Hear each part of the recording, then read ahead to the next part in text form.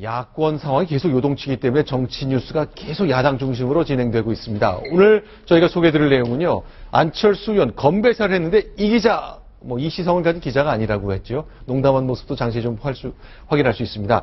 그런데 더불어민주당, 흔히 더불어당으로 얘기되는 이 정당의 구성이 친노 세력만 남게 됐다 하는 그 운명에 처했다는 것까지 점검해 보겠습니다.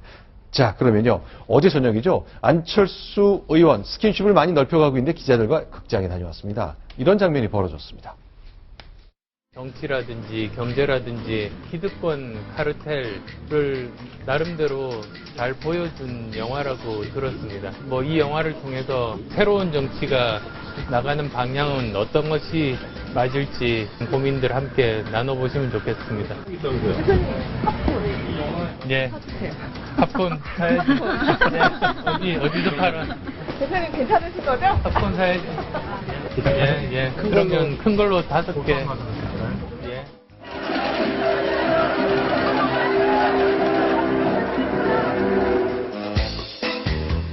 회사 말씀할 분이 이 기자, 이 시성을 가진 기자분이 아니라 아자아자는 아주 자주 갖자.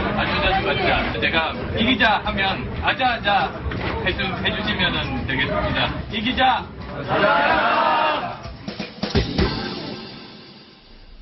지난 한두 해 사이에 안철수 의원의 표정은 대단히 굳어있는 경우가 많았는데 최근 들어 부쩍 표정이 풀렸습니다. 동의하시죠, 조수진 차장? 네, 그렇습니다. 이 표정이 너무 밝아져서요. 네. 진작 탈당을 했으면 더 많은 변화가 있었지 않을까 그런 생각도 좀 해봅니다. 이 기자들과는요, 어제 송년 모임을 맞아서 영화를 봤고요. 오늘 같은 경우에는 또 송년 점심 간담회도 가졌습니다. 네. 2013년 보궐선거 때 안철수 의원 같은 경우에요. 네. 처음에 노원병의 선거에 나왔을 때 점심때가 되니까 기자들에게 이거 어떻게 하죠? 김밥이라도 같이 먹어야 되는데 이게 선거법에 걸릴 수 있는 소지가 있고 네. 이랬었던 안철수 의원이 팝콘도 사고 그리고 또 같이 아자아자 구호도 외치고 네. 굉장히 좀 생경하면서도 굉장히 놀라웠습니다. 네. 자, 이런 농담, 새정치라는 이름, 결국 안철수 지우기가 진행되면서 옛 새정치민주연합에서 새정치가 빠졌습니다. 아쉽지 않냐 그랬더니 재밌지 않냐, 패러디들이 많다, 이런 농담을 좀 주고받았고요. 또 여러 가지 농담을 많이 했는데 하나 더 좀 소개를 드릴게요. 이건 어떻습니까? 간철수란 별명이 있다. 맨날 간만 보고 분명하게 의사를 밝히지 않는다. 이렇게 했더니 재밌는 답을 내놨네요. 네, 국정원이 제 간이 안 좋다고 공격하려고 만들었다는데 머리를 잘 썼다. 나는 가진 게 체력뿐이다. 이렇게 아주 농담조로 되받았습니다. 근데요, 이제 간만 본다, 결단이 느리다, 발언이 모호하다는 말 때문에 붙은 별명 좀 싫어하게 하는 모양입니다. 국정원이 내 간 때문에 붙인 별명이다라는 말을 했는데요. 박사원 의원은 어떻게 보십니까? 글쎄, 지금 저런 농담뿐이 아니라요. 네.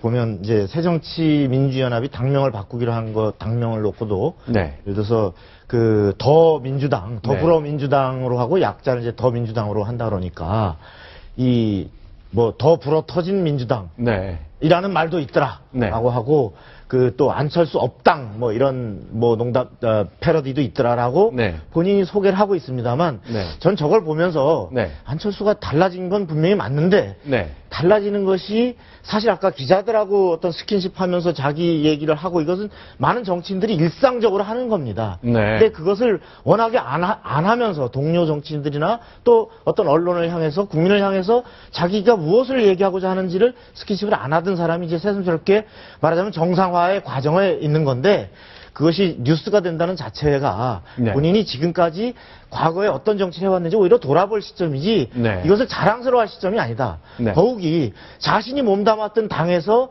새 정치가 빠지고 네. 또 그 당이 하게 된 데는 자신도 책임이 있습니다. 네. 자신이 가서 호랑이를 잡고 새 정치를 하겠다고 했는데 보여준 게 없지 않습니까? 네. 그리고 결국은 튕겨져 나왔는데 그렇게 됐으면 본인이 몸담았던 그 당의 오늘날의 현실에 대해서 책임감을 느끼고 사실은 조금은 아파하거나 미안해하는 국민한테 이런 마음이 느껴져야 되는데 마치 무슨 유체이탈화법 하듯이 네. 무슨 약간 조롱하는 듯이 하는 건 별로 그렇게 보기가 좋지는 않습니다. 자, 일단 이제 새로운 시작인 것 같습니다. 이제 정치 본격적으로 시작한 지 이제 3년 됐는데 사실은 진작했어야 될 일, 접촉면을 넓혀서 사람들을 많이 만나는 것 이제 막 시작하는데 과연 6개월쯤 지났을 때, 1년 지났을 때 어떤 모습인지 좀 지켜보도록 하겠고요. 어쨌건 살아야 되니까 호남을 겨냥한 노력을 많이 하고 있습니다. 권노갑 고문을 직접 만났다면서요? 네, 그렇습니다. 네. 안철수 의원이 어제 오후 4시부터 1시간 동안 권노갑 상임고문과 전격 회동을 했습니다.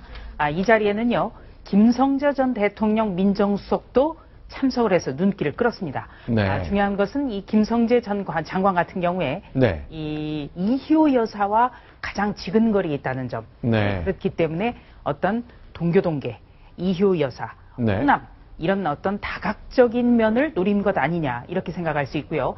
지난주 금요일쯤에 안철수 의원이 먼저 권노갑 상임고문에게 전화를 해서 좀 만나 뵙고 싶다. 네. 그래서 신당의 어떤 구상에 대해서 소개를 드리고 싶다. 이렇게 말한 것으로 전해지고 있습니다. 일단 권노갑 상임고문은 많이 도와주겠다고 했기 때문에 현재는 더불어민주당 상임고문으로 되어 있는데 권노갑 고문의 거취도 관심을 갖게 될 것 같습니다. 자, 오늘 화요일입니다. 매주 화요일 동교동계 분들은 그 DJ를 기억하면서 국립묘지, 국립현충원을 가는데 그 장면 보면서 얘기를 좀 더 나눠보겠습니다. 동교동계가 오늘도 많이 모였죠? 네, 많이 모였습니다. 네. 이 화요 참배 2009년 8월 18일 김대중 전 대통령 서거 이후에 계속 한 번도 거르지 않고 되었는데요. 참석자는 한 70여 명가량이 됩니다. 네, 그러나 오늘 권노갑 상임고문의 모습은 보이질 않았습니다. 그거는 어떤 의미인가요? 바로 어제 안철수 의원과의 전격 회동 사실이 네. 불거지면서 오늘 굉장히 많은 언론사가 갔거든요. 네. 어제 채널A를 통해서 단독 보도가 됐었는데요. 네. 그것 때문에 오늘 권노갑 상임고문은 참석을 하지 않기로 했습니다. 자, 직접 현재 지금 영상 보시는 것처럼 동교동계 인사들 지금 안철수 의원의 미래 행보 때문에 많은 주목을 받고 있는데 기자들에게 이렇게 얘기를 했습니다. 같이 보겠습니다. 여기 우리 대통령 묘소는 참배하는 곳이기 때문에 여기서 일체 그 정치적인 그런 얘기는 할 수가 없습니다. 그래서 오늘 권노갑 고문님께서도 참배를 못했습니다. 1월 초순에 되지 않겠어요? 시한이 13일이거든요, 1월. 이 권노갑 고문하고 박지원 대표 두 분한테 위임을 했으니까 두 분이 협의해서 결정할 거예요. 지금 우리가 기다리는 것은 문재인 대표 결단을 마지막까지 지켜보는 겁니다. 그래야만 총선 대선 승리할 거 아닙니까? 전체적인 분위기는 동교동계는 이제 그동안 비주류의 핵심을 차지했기 때문에 문재인 대표는 결별하는 쪽으로 이제 가닥이 잡힌 것 같네요. 문재인 대표와는 결별을 하기로 했습니다. 왜냐하면요. 결정적인 계기는 문재인 대표가 작은 당이라도 좋다. 나갈 사람 나가라. 이렇게 마이웨이 행보를 외친 것. 바로 그것 때문에 동교동계가 탈당을 결행을 하기로 했고요. 네. 이 동교동계 같은 경우는 좌장이 권노갑 상임고문입니다. 그렇기 때문에 권노갑 상임고문과 그리고 김대중 전 대통령의 영원한 비서실장으로 평가가 되고 있는 박지원 의원에게 이 거취 문제를 함께 논의해달라 이렇게 부탁을 했다는 그런 설명입니다. 네. 사실 동교동계는 지금 어떤 현역의 정치 집단으로서보다는 네. 하나 상징적인 의미가 큽니다. 네. DJ를 직접 모셨던 그러한 그리고 어려운 시절에 어떤 민주화 투쟁을 앞장섰던 그 정치권 내에서의 정말 야당 중에 야당이었다라는 측면에서 네. 이윤평 전 의원이 이렇게 표현을 잘했더라고요. 동교동계가 호남 민심을 이끈다기보다는 네. 호남 민심이 동교동계의 움직임에 결국 반영될 수밖에 없는 것이다. 네. 다시 말해서 그 중에서도 가장 좌장인 그 권노갑 고문, 네. 그리고 또 현역에 있는 박지원 의원, 이분들이 결국은 집단적으로 움직인다는 것은 호남 민심의 최종적인 어떤 하나의 그 결과를 알 수 있는 이런 하나의 지표이기 때문에 지금 상당히 그 어떤 주목을 갖고 지금 뭐 1월 10일 예상되는 이런 그 탈당 시기 이 부분에 대해서 촉각을 정치권이 곤두세우고 있는 거죠. 네, 그리고 권노갑 상임고문 같은 경우에는요. 정말 마지막까지 문재인 대표를 설득하려고 노력을 했습니다. 네. 지난 18일 그러니까 문재인 대표가 급히 전북 순창으로 정동영 전 의원을 찾아가기 바로 그 직전까지도 함께 있었습니다. 권 고문이 진실로 당의 분열을 막기 위해서라면 대표직을 사퇴하는 것밖에는 이제 답이 없는 것 같다라고 얘기를 하자 문재인 대표는 한마디도 답변을 하지 않았습니다. 바로 그 점 때문에 결별을 하게 됐다는 그런 설명이고요. 네. 또 권 고문 같은 경우에는 자신이 문재인 대표의 편을 든다라는 그런 오해에도 불구하고 계속해서 설득을 했지만 문 대표의 표정과 그리고 여러 가지 그 태도를 봤을 때 이제는 동교동계 전체에서 자신이 떨어져 나갈 수 있다. 더 이상은 버틸 수 없다. 이렇게 판단했다고 전했습니다. 자, 호남 민심을 놓고 야권 정말 열심히 경쟁을 하고 있습니다. 지금부터 공개하는 장면은요, 천정배 의원이 광주를 방문한 자리입니다. 그런데 사과를 했습니다. 왜 광주 시민에게 사과를 했을까요? 바로 2003년 열린 우리당이 생기는 과정에 호남 민심을 어겼는데 그 과정에 자신이 주도했던 점 때문이거든요. 천정배 의원이 고개 숙이는 장면 지금부터 보겠습니다. 양무 호남 시무 개혁. 한국 사회에서 호남이 없으면 결코 개혁이 없습니다. 어느 때부터인가 호남 정치는 패권주의의 희생물이 되어 왔습니다. 누구보다도 저에게 커다란 책임이 있습니다.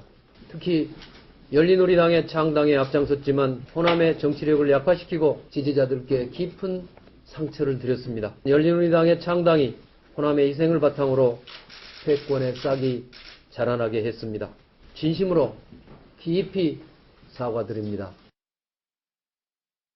자신이 12년 전에 했던 탈당 선택, 그래서 새천년 민주당이 분당되는 과정을 사과한 건데요.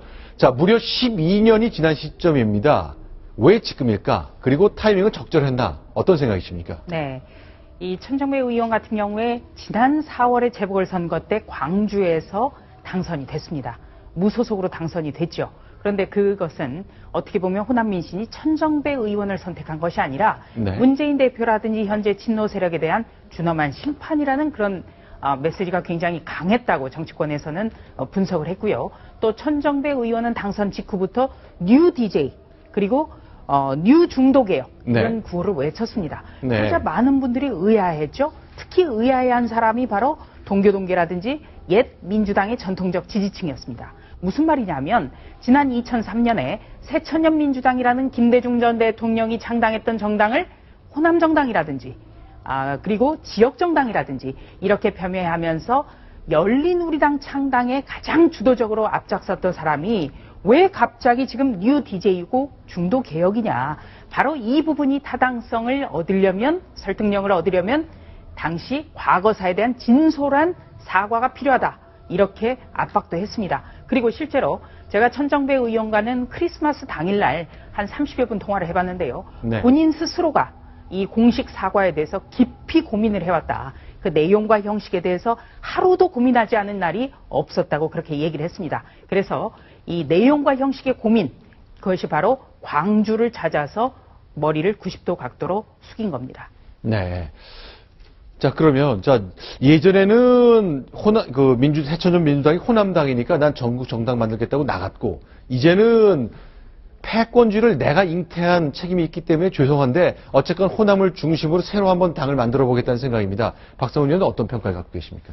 본인이 사실 호남당을 하겠다고 얘기는 하지 않고 전국당을 하겠다고는 하지만 사실 누구 보더라도 그 기본적인 동력은 호남에서의 그 DJ 정서, 본인도 뉴 DJ를 표명하고 있듯이 그러한 것을 없지 않으면 안 되는데 과거 사실 DJ를 지지해온 전통적인 제1야당의 지지층과 거기에 덧붙여진 이른바 특권 없는 정치를 하겠다면서 그리고 자기 희생을 어떤 모토로 내걸었던 그 노무현식 정치를 접목시킨 그러한 속에서의 그 정당에서 사실 이것을 딱 갈라서 과거에 김대중 대통령을 지지했던 그러한 세력과 그때의 노선을 낡은 정치다. 이른바 과거에 그 넌닝구 백바지 우리 논쟁처럼 그렇게 진 이기고 새로운 당을 만들어서 자신들의 정치적인 이해를 추구했던 그런 과거에 대해서 그 전통적인 제1야당의 지지자들에게 분명한 해명과 사과가 되지 않으면 지금 기본이 되는 호남에서의 기본 입지가 없는 데다가 더구나 안철수 신당이 생긴 마당에서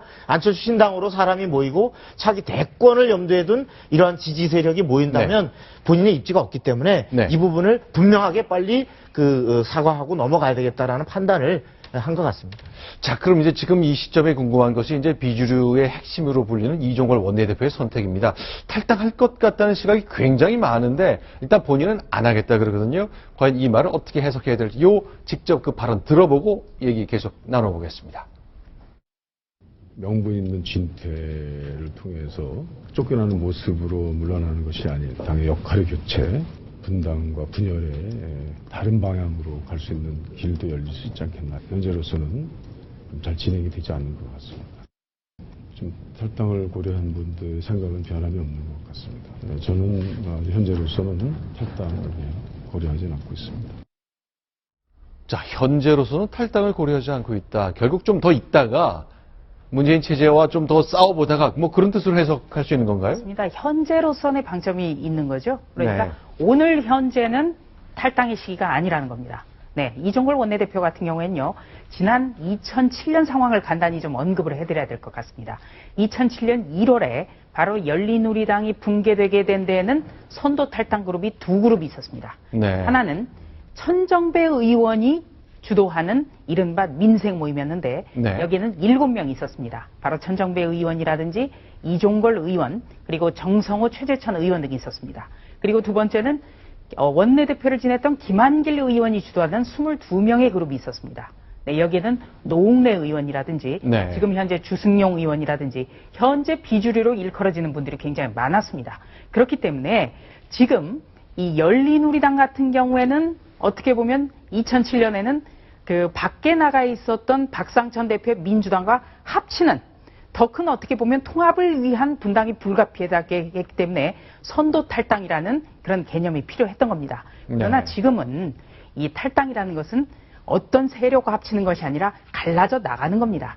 그렇기 때문에 당시의 선도 탈당 그룹은 탈당을 최대한 늦출 수밖에 없습니다. 그래야만 명분이 있다고 보여지는 거고요. 네. 특히 이종걸 원내대표 같은 경우에는 문재인 대표와 당의 투톱입니다. 투톱이기 때문에 이종걸 원내대표가 탈당을 하는 것은 정말 가장 마지막 단계, 탈당파의 가장 마지막 단계에 문을 닫고 나가는 그런 차원에서의 탈당입니다. 자, 그럼 이제 새해 말까지 뭐 며칠 남지도 않았습니다만 지금 앞으로 이제 며칠 동안에 그 야권의 재편을 보는 시각을 좀 하나 좀 잡았으면 좋겠습니다. 결국 많은 분들이 현재로서는 여당을 내년 총선에 이겨야 되는 것도 있지만 야당 내부에서 누가 야당의 주도권을 잡느냐, 내년 총선에 누가 더 많은 의석을 갖느냐가 굉장히 큰 관심일 것 같아요. 자, 전망을 좀 할 수 있겠습니까? 내지는 이런 관점에서 야당의 재편을 봐야 되겠다. 좀 관전 포인트를 하나 좀 주셨으면 좋겠어요. 뭐가 중요할까요?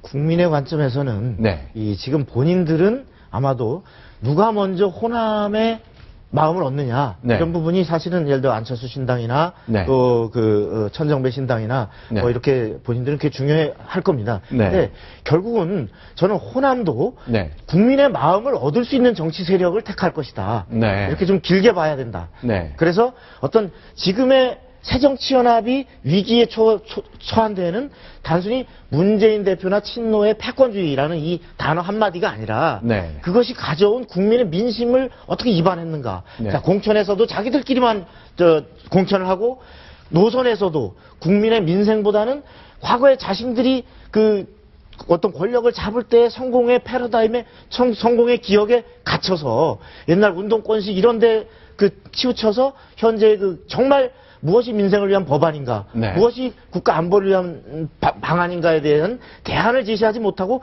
계속 과거 반복만 하는 네. 이런 데에서 국민들이 실망하기 때문에 이래서 민심이 이제 이탈한 건데 네. 이런 부분을 잡을 수 있는 명확한 어떤 비전과 어떤 현안에 대한 해법, 문제 해결 능력을 구체적으로 보여주는 네. 이런 세력에게 많은 수도권에서도 민심이 모이고 그래서 아 저기가 되겠구나라고 할 때 저는 호남 민심도 결국은 거기에 그 밀어줄 것이다 이런 생각이 듭니다. 네, 해법 제시에 대해서 이제 방점을 두시는 말씀을 주셨습니다. 조수진 차장은 어떻습니까? 저는 관전 포인트를 두 가지 정도 좀 짚어드리겠는데요.